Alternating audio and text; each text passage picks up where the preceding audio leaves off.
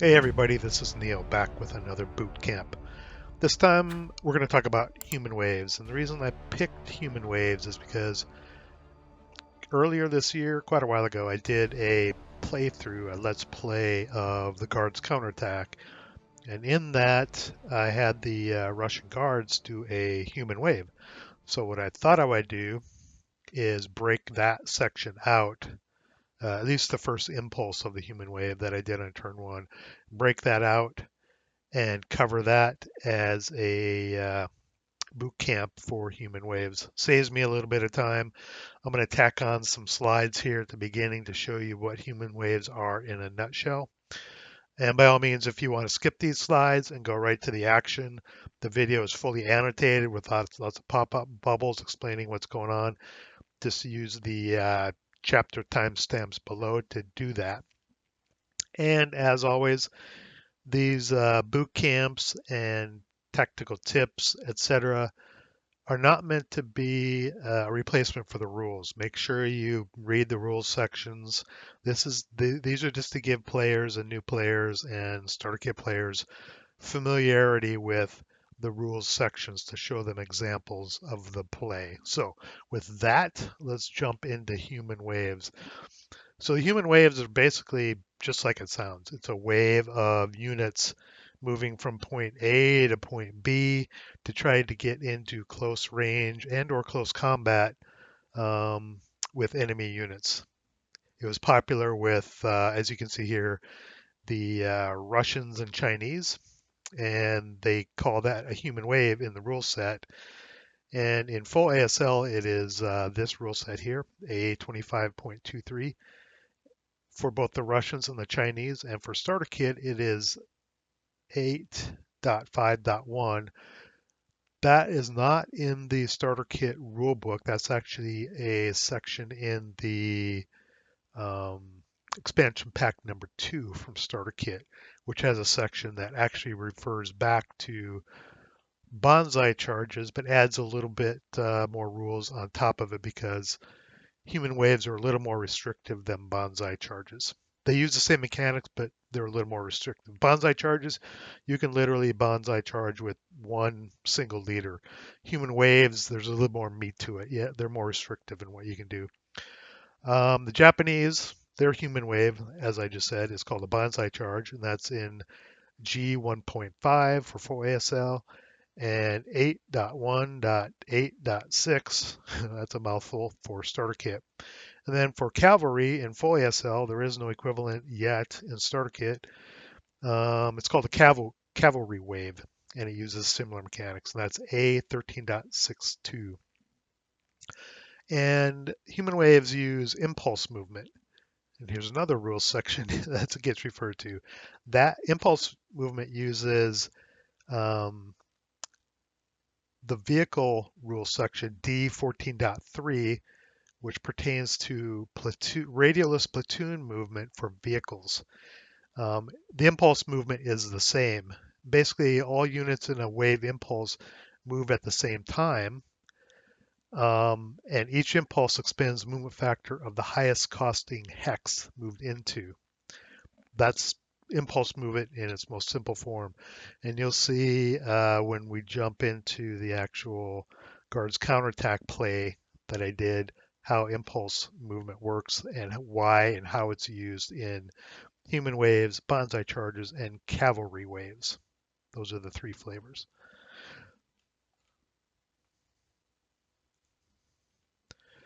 So what is human wave in a nutshell? Again, read the particular rule sections and make sure you understand it, but these are the bullet points at a really high level. Human wave is a bit like a controlled berserk charge. Uh, a berserk charge, you really have no control over your unit. It goes berserk and it just charges the closest thing. You have no control over it. A human wave is more controlled. You decide which units want to partake in a human wave, what the target is, and the path or the hex grain which the charge or wave will go down. So it's a little bit like a controlled berserk charge. That's how I like to look at it. There are requirements. There must be one leader. It must There must be 3 or more adjacent locations, or in starter kit hexes. There are no locations in starter kit. And you must have 2 multi-man counters per location average. So in a sense, it must be across 3 locations, and it has to have at least 6 multi-man counters to be considered a human wave. Like I said previously, a banzai charge in both starter kit and full ASL, you can do a banzai charge with a single man counter. 1 leader can do a banzai charge. The human wave must target the closest enemy unit within 8 hexes, and you must define the direction, which is shown below here, simplified terms. And they must use impulse movement, like I previously said.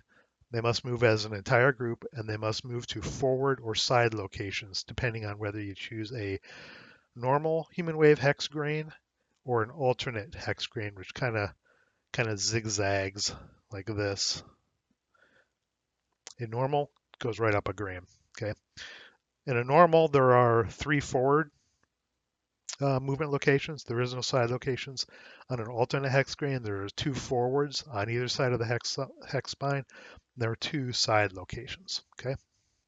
And I can't remember what I did in the guards counterattack human wave, whether it was a normal or alternate human wave. You will see when we jump into that video.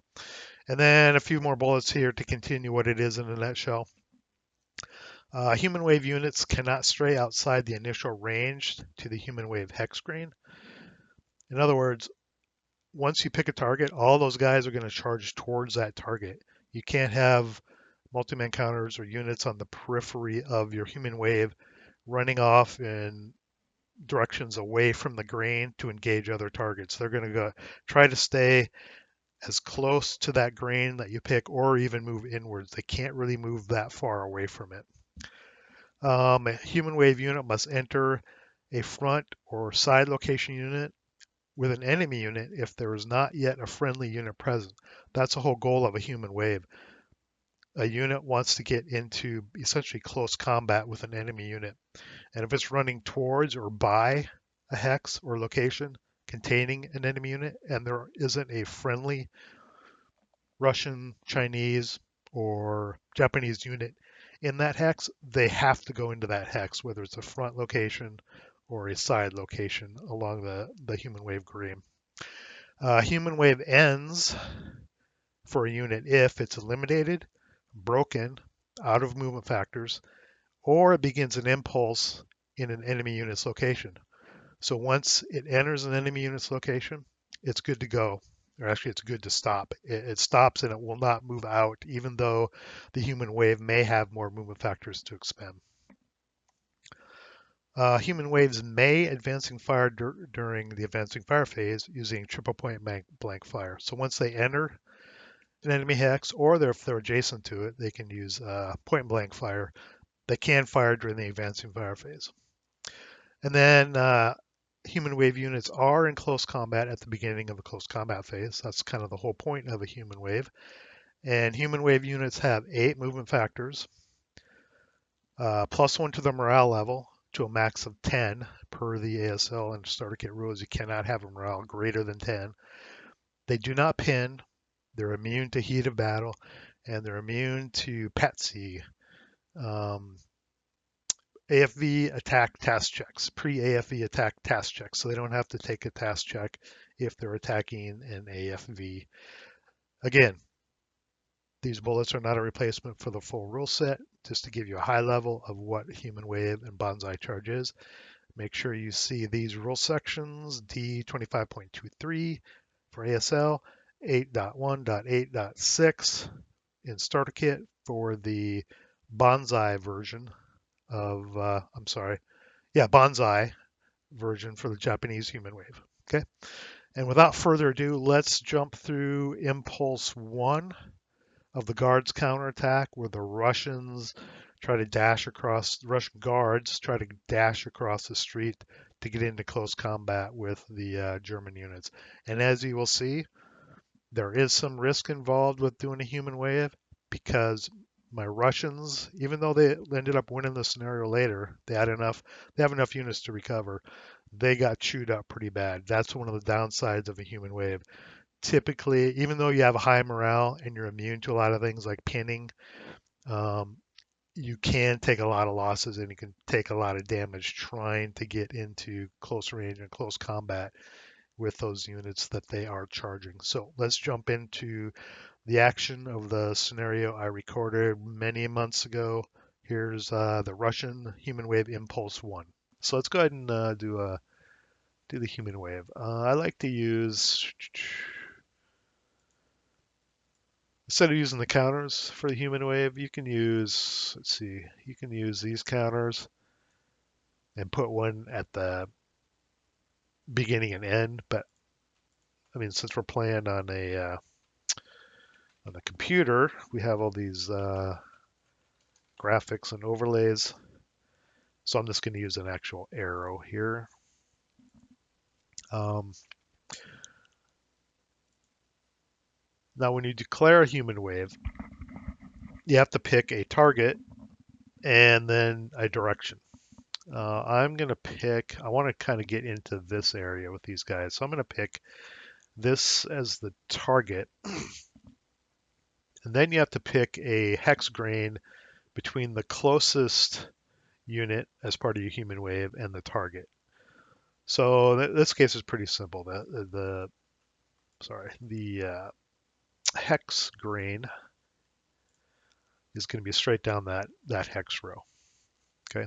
And to declare a human wave, which is different from a banzai is sort of a less restrictive human wave. And human waves apply to Russian and Chinese nationalities. So in order to do a human wave, you have to have a unit, at least one unit in the chain has to have line of sight to an enemy unit. You have to have 3 hexes of units, and you have to have an average of uh, 2 units, 2 multi-man or 2 squads per hex as an average. So you have to have at least 6 units in essence across 3 hexes, right? 6 would give you, across 3 hexes would give you an average 2. In this case, we have 9 units across 3 hexes. We have a unit density of 3. So we meet the requirements for a human wave. And you have to have at least one leader in the chain. The leader does not have to have line of sight. Only one unit in the chain has to have line of sight to the target unit. And the target unit has to be the unit closest to a unit of that chain. So I could have made this the target or this the target, but I chose that one. So let's mark these with this human wave counter. And you'll notice morale level +1. So these all have morale of 9. This leader still has a morale of 10. The max morale any unit can have is 10. So Yulinov does not have morale of 11. He has a morale of 10. They have 8 movement factors. They'll easily make it across the street if they make it in 8 movement factors. They don't pin and they don't heat a battle. They're already worked up into this crazy lather by Yulinov to charge across the streets of Stalingrad. Okay. Let's see how this goes. Okay. Human waves move in impulses. So all the units move as in one unison. So defensive fire cannot take place until the entire wave is done. In other words, I can't move this stack its first movement and then start firing. You have to wait until all the units of the impulse are done moving. But that's the move I'm going to go. So I'm going to go 1 movement factor there. These guys are going to go there for 2 movement factors, which means the impulse has spent 2. The impulse spends the maximum number of movement factors that any unit in that impulse spends. And then these guys are going to go 2 as well. So these all ended up spending 2 movement factors, which means even though these guys are moving through open ground, they can be fired on twice because the impulse spended 2 movement factors because of these guys in the building. Okay. Now these guys here moved away. That was their starting point. They were right on the hex grain for the human wave charge. They moved away from the center of the charge, so they get to be marked with a range counter. And what that means is the range counter keeps the human wave kind of centrally located on the human wave, either alternate hex grain or hex grain in this case. So in other words, in the next impulse, and I'll break this video out. I think I'll break this video out into a human wave tutorial by itself since we're doing it here.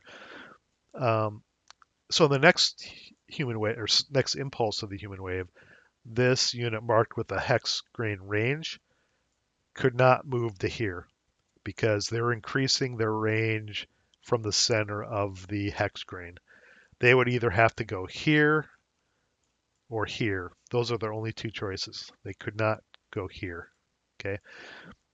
These guys, this stack actually moved closer, and this stack actually moved right onto the hex grain. So these guys could move away from the hex grain next turn if they needed to or wanted to.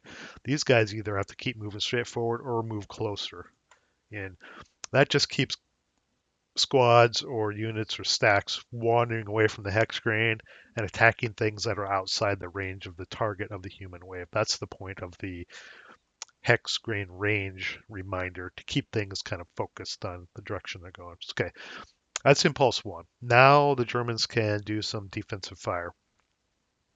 I would have put down a potential fire lane here across here, but that's not going to happen. In fact, they can't even fire. I think the only guys that can see, I don't think Schultz can see. I've played this enough. I don't think they can see that hex. I'll just check it. I'm almost 100% positive it hits the building. Yeah. So the only squads that can fire are these guys up in the first floor, level one, and then these two in the bottom floor. These guys are point blank. So I'm going to fire point blank onto here. Remember, these guys have a morale of 9, which is good. So that's going to be point blank is double firepower for first fire, and it's going to be 8 minus 2. Let's roll that up. 7 on an 8. Got to be a 1 MC. Yeah, 1 MC. Let's mark these guys first fire. These leaves residual fire. Residual fire is half of the firepower attack, so it was 8 firepower. So it leaves 4 residual fire. I don't think anything's going to move through there anyway, but I'll put it down. And I didn't cover residual fire, but that's at its highest level. There it is. It's half, unless you happen to cower. It's half of your firepower left in that hex. Anyone else moves into that hex, they get attacked by that firepower. It was a 1 MC, right? So they have 9 morale. Ideally, I'd like a 7 because I don't want them to pin. So 1 MC. 12, they didn't ELR, but they broke. Top squad, they broke. 1 MC 10, yeah, they broke and they passed. So 2 broke, not ideal. Okay.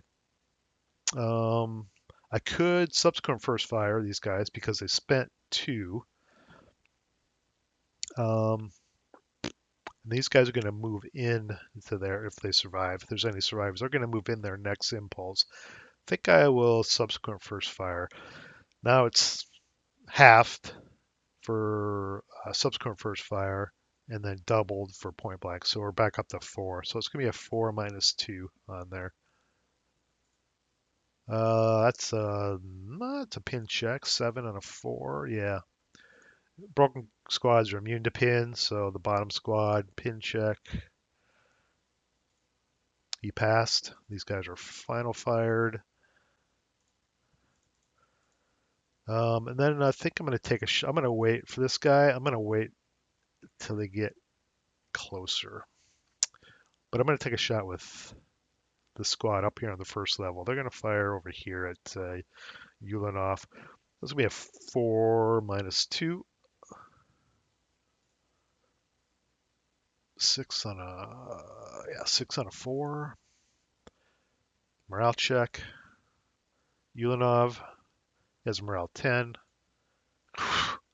Man, oh boy. He broke straight morale check 3 times. That would normally be a heat of battle, but human wave units are immune to heat of battle. But that would have been interesting. They probably would have just gone berserk and charged anyway. Next squad, straight morale check. Wow. They didn't ELR, but they broke. Then the bottom squad. Oof. Yep, this is the disaster part. And that's first fired up there. Get on there.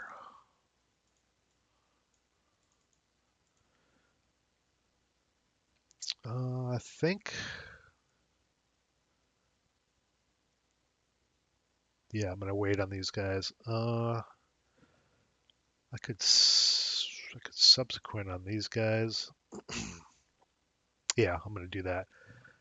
Subsequent half firepower. I'm gonna go 2 -2. They cowered. No leader direction. So it's gonna be a 2 on a 1. Still pretty good. 1 MC.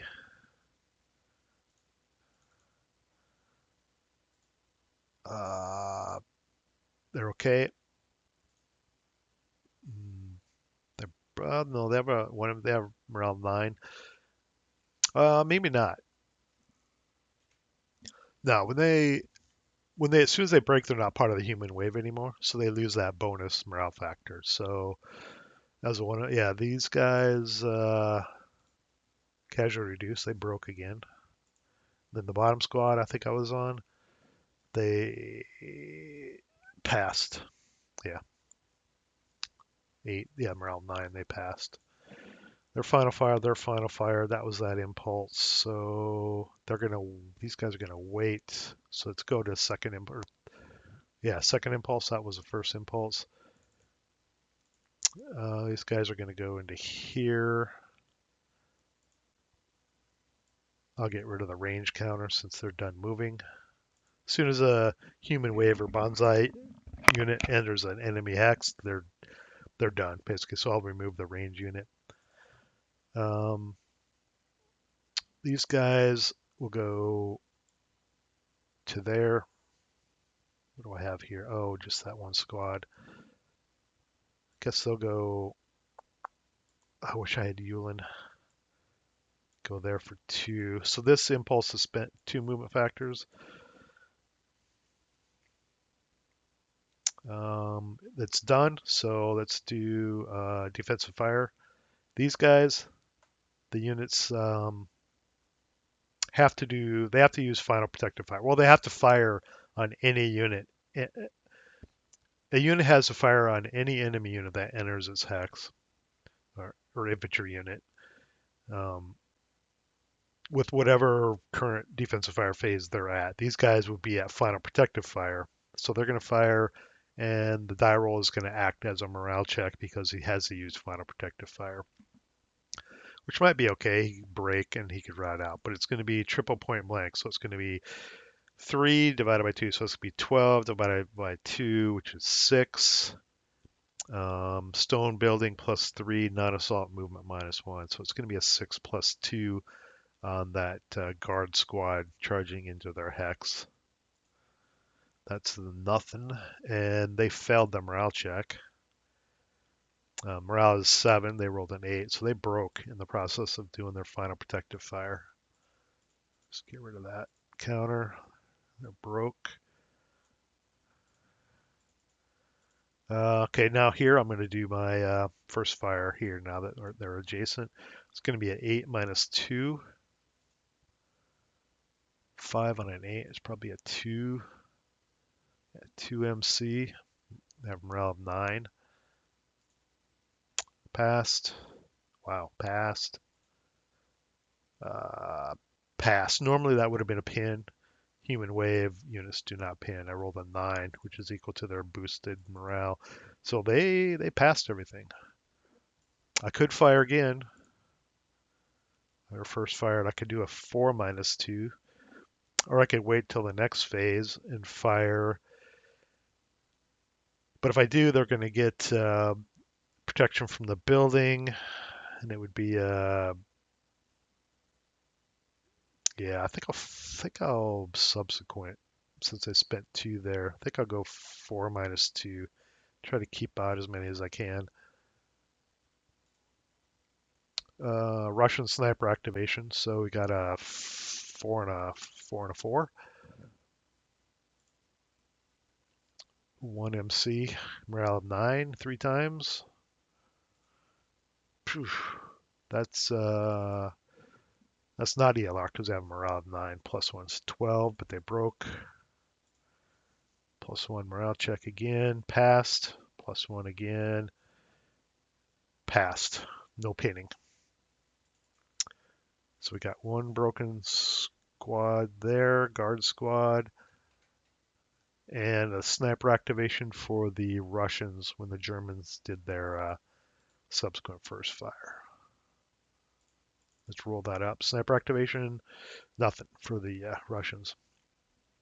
And then here I could choose to fire.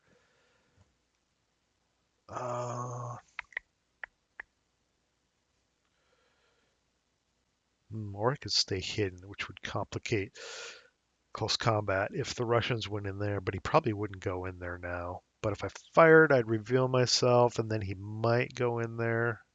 He would have 1-to-1 odds. Um,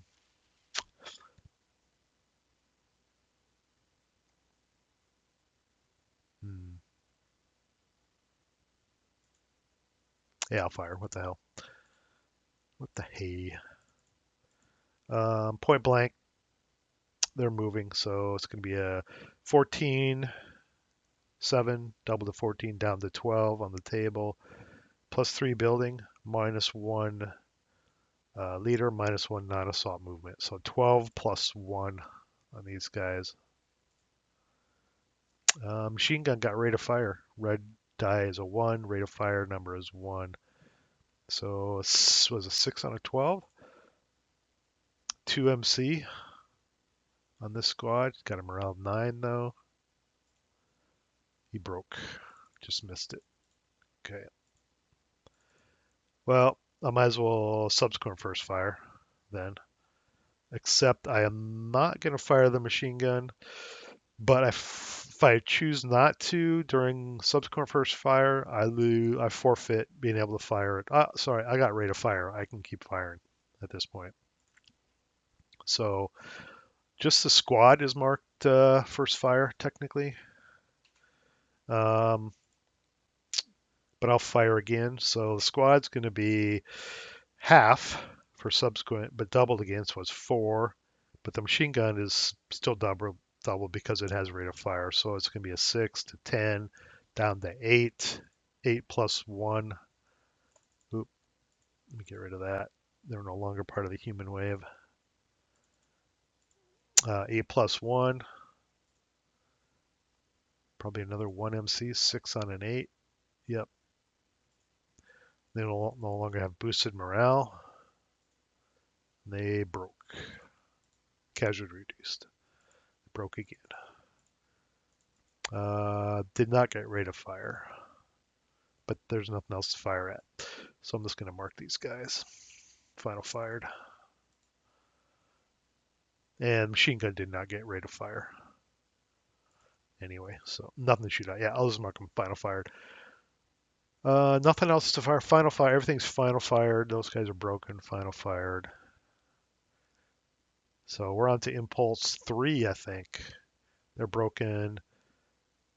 Now these guys here, they could move into here, or one of them could, but they don't have to. There's already a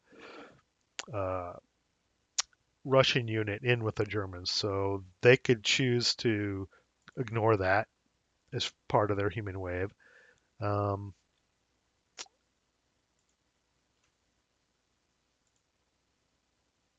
Those guys are broke, so I guess they'll just go. They're adjacent to these guys. Why can't I pick this? They're adjacent to these guys, so they have to go into either this hex or this hex as part of the human wave. This guy's already broken, this German squad, so I'm just gonna not ignore that, and they're just gonna go directly into there, which was my plan all along. I just wish this flank human wave would have survived better. Um, Now, just like in this case, even though they're marked final fire, they can still final protective fire, and they're required to, just like over here. And their fire will attack as a or act as a morale check. So triple point blank fire, triple four is 12. It's subsequent first fire. Final protective fire is a form of subsequent. So it's down in half again. So it's up to 12, then down to 6, plus 3 stone building and minus 1 non-assault. So 6 plus 2 on the Russians charging in the building. That's a nothing. And they pinned. The die roll acts as a morale check and everything that entails. So they rolled the morale, so those guys are pinned. Now, technically, you can final protective fire as many times as movement factors expended as they run into your hex. So I could fire again, and I actually might, just because the odds are going to be 3 to 1. Not even that, because yeah, 3 to 1. I'm pinned. I might want to break and just get out of there. Russians are going to have to route first. This guy will have to route back, and then if I break, I could just route in with Schmidt there. So I think I'm going to final protective fire a second time. This time it's going to be basically point blank fire, then halves twice because I'm pinned. So 12, down to 6, down to 3. It's going to be a 2 plus 2. And I'm okay if I break, actually. 2 plus 2. Oh, I did not break. Okay. I did cower, though. So it's a 1, 4, and a 1. I got a morale check out of that? Wow. Okay. Another interesting thing just happened.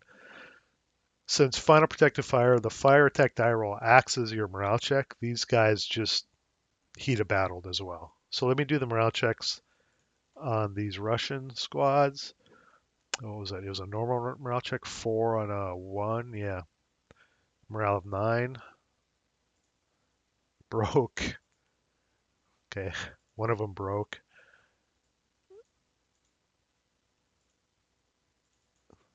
Bizarre things are happening. They pass a morale check, but they heat a battle. So heat of battle is, I'll throw the chart up here real quick. It's not in my built-in charts yet. I may add it. It's just a small chart. Whenever you roll Snake Eyes during a uh, original 2 morale check or rally, you roll on the heat of battle table. And the things that can happen are hero creation, battle hardening, berserk, or surrender. Depending on the scenario, surrender may turn into berserk and that kind of thing. In this case, there's no modifiers. They're not elite. Those Germans are not elite, are they? No. First line. So there's no modifiers. So you just roll 2 dice and consult the table. Let's see what we get. 9. They go berserk. These Germans go berserk. Heat of battle, berserk. Interesting. Okay. Not gonna fire. I think my impulses are. I got Russians got shredded pretty well. They made it across with 2 squads out of. Well, that guy's gonna have to route. They made it across, well, into German enemy hexes with 2 out of 9. Right? Yeah, I charge a 9 across the street. So that's it for this human wave attack by the Russians. It didn't amount to much. I didn't get a whole lot across the street. I knew it would be risky, but I wanted to do it in this video just to show the mechanics of the human wave. Like I said earlier at the very beginning of this video, the Russians did go on to win this scenario. Most of the guards did survive. They routed back. They had a high morale, good leader back there. They rallied, they pushed across the street, and Russians ended up getting a victory anyway. I would not recommend really doing a human wave in this situation. You have to be very picky with when you choose to do it. You either have to have short distances, cover, or do a human wave against units that have far inferior numbers to you, so that you can try to weave your way through all the possible havoc and damage they're going to shoot at you as you bum rush them across the usually open ground. Not often that you're bonsaiing or human waving through woods or jungle. Happens sometimes. If you have any questions, make sure you post them below. Hopefully this was informative and introduced you to the human wave and bonsai mechanics. And we'll see you in the next boot camp.